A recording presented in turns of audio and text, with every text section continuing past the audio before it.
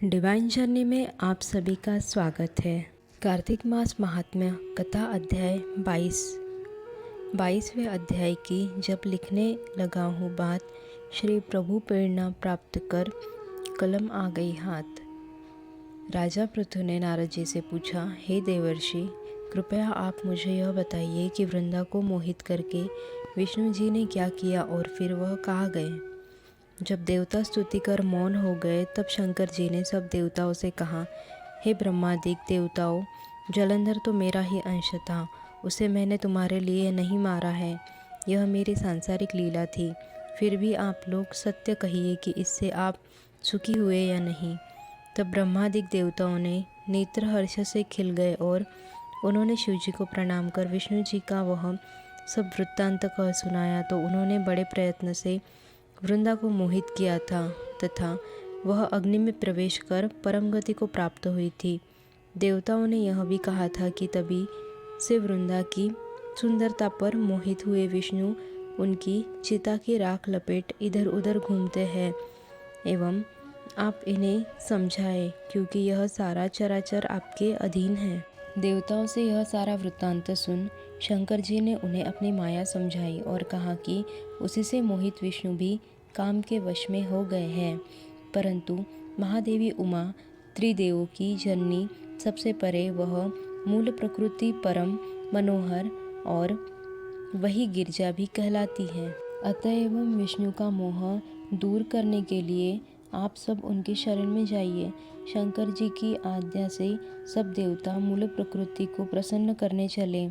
उनके स्थान पर पहुंचकर उनकी बड़ी स्तुति की। तब यह आकाशवाणी हुई कि हे देवताओं, मैं ही 3 प्रकार से तीनों गुणों से पृथक होकर स्थित सत्य गुण से गौरा, रजोगुण से लक्ष्मी और तमोगुण से ज्योति रूप हूँ। एवं अब आप लोग मेरी रक्षा के लिए उन देवियों के पास जाओ, तो वे तुम्हारे मनोरथ को पूरा कर देगी। यह सब सुनकर देवता भगवती के वाक्यों का आदर करते हुए गौरी, लक्ष्मी और सरस्वती को प्रणाम करने लगे। सब देवताओं ने भक्तिपूर्वक उन सब देवियों की प्रार्थना की। उस स्तुति से तीनों देवियां प्रकट हो गई। सभी देवताओं ने खुश होकर निवेदन किया। तब उन देवियों ने खुश बीज देकर कहा, इसे ले जाकर दबा दो तो तुम्हारे सब कार्य सिद्ध हो जाएंगे। ब्रह्मादिक देवता उन बीजों को लेकर विष्णु जी के पास गए। वृंदा की चिता भूमि में डाल दिया। उससे धात्री, मालती और तुलसी प्रकट हुई। विधात्री के बीजों से धात्री, लक्ष्मी के बीज से मालती और गौरी के बीज से तुलसी प्रकट हुई। विष्णु जी ने जो ही उन स्त्री रूप वाली वनस्पतियों को देखा तो वे उठ बैठे। कामसत्ता चित्त से मोहित हो उनसे याचना करने लगे। धात्री और तुलसी ने उनसे प्रीति की। विष्णु जी सारा दुख भूल देवताओं से नमस्कृत हो अपने लोक वैकुंठ में चले गए। वह पहले की तरह सुखी होकर शंकर जी का स्मरण करने लगे। यह आख्यात शिव जी की भक्ति देने वाला है।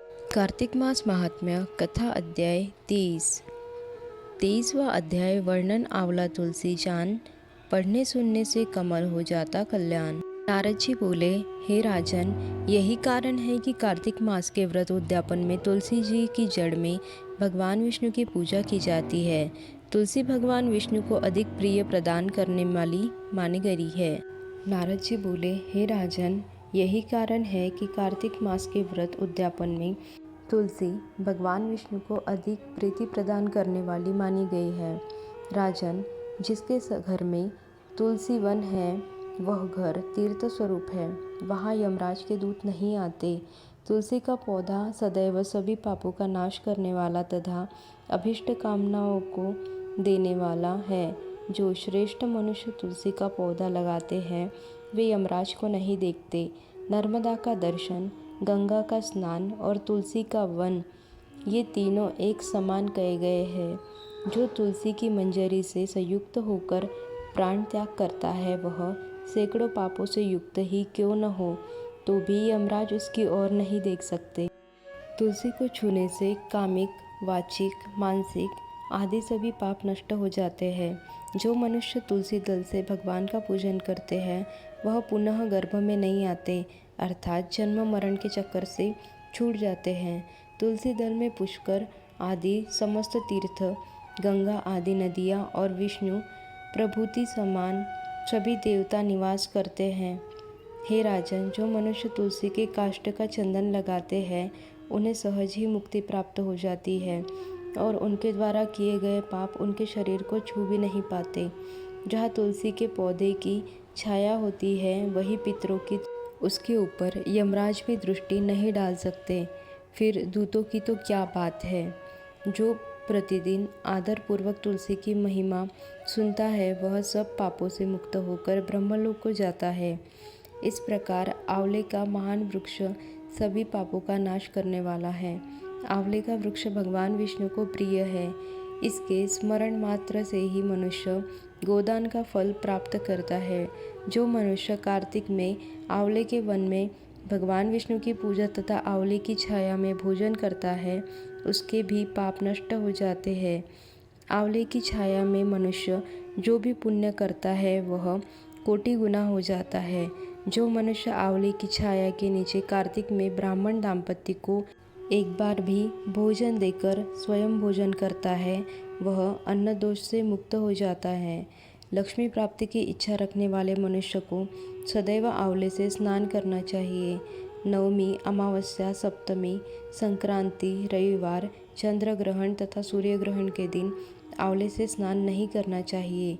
जो मनुष्य आंवले की छाया में बैठकर पिंडदान करता है उसके पितर भगवान विष्णु के प्रसाद से मोक्ष को प्राप्त होते हैं। जो मनुष्य आंवले के फल और तुलसी दल को पानी में मिलाकर स्नान करता है उसे गंगा स्नान का फल मिलता है। जो मनुष्य आंवले के पत्ते और फलों से देवताओं का पूजन करता है उसे स्वर्ण, मणि और मोतियों द्वारा पूजन का फल प्राप्त होता है। कार्तिक मास में जब सूर्य तुला राशि में होता है तब सभी तीर्थ, ऋषि, देवता और सभी यज्ञ आंवले के वृक्ष में वास करते हैं। जो मनुष्य द्वादशी तिथि को तुलसी दल और कार्तिक में आंवले की छाया में बैठकर भोजन करता है उसके 1 वर्ष तक अन्न संसर्ग से उत्पन्न हुए पापों का नाश हो जाता है। जो मनुष्य कार्तिक में आंवले की जड़ी में विष्णु जी का पूजन करता है उसे श्री विष्णु क्षेत्रों के पूजन का फल प्राप्त होता है। आंवले और तुलसी की महत्ता का वर्णन करने में श्री ब्रह्मा जी भी समर्थ नहीं हैं। इसलिए धात्री और तुलसी जी की जन्म कथा सुनने से मनुष्य अपने वंश सहित भक्ति को पाता है। आशा करते हैं वीडियो आपको पसंद आया होगा। वीडियो को लाइक, शेयर और सब्सक्राइब करके कमेंट ज़रूर करिएगा।